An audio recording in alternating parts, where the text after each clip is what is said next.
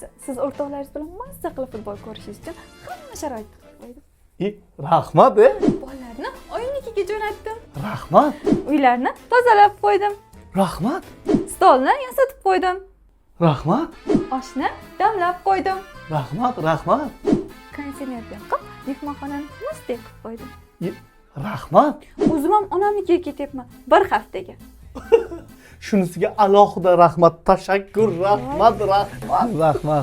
Abdushi rahmat. Dadasi, boydan beri kimga rahmat deb yotibsiz? Sanga onasi. Nimaga? Boringga shukr.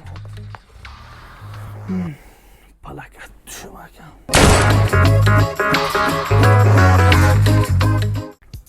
Ey!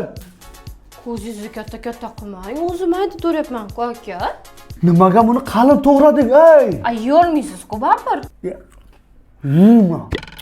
Aka, ustingizdan kiyimingizni bering, shuni yuvib tashlay buni ham. Ikkita futbolkani deb kirmoshinkani o'raqlasammi? Xo'p, nima qilish kerak? Bir haftadan beri shunday yuribsiz. Ey, parashok palon pul beryotibdi. Bo'pti, posуда yuvayotgan gelda yuvaman. U tekinga keladimi? Aka, bunday qaramang, o'zi shundoq ham yubqa archyapman. Bundan ham yubqa archsam archilmagan bo'ladi. Yuvib sol, bo'ldi, po'stini olishim kerak. Vitamin po'stiga bo'lsa. Yo, qayerga ketyapsiz aka? Ha, men bir mashinaga benzin solib kelay.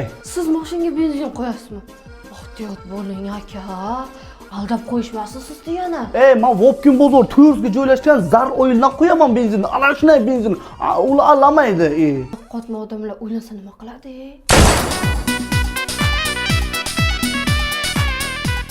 23-iyunga 3 kun qoldi. Tayyorgarlikni hozirdan boshlaymiz. Xotinni onasiga jo'natamiz, bankani yopsin. Onasini Turkiyaga jo'natamiz.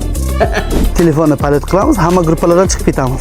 Futbol vaqti ko'chaga chiqish hech kimga yoqmaydi. O'shaning uchun kolani bloki bilan olamiz. Pult batarisini almashtiramiz. Shunda ham ishlamasa, internet tekshirib olamiz.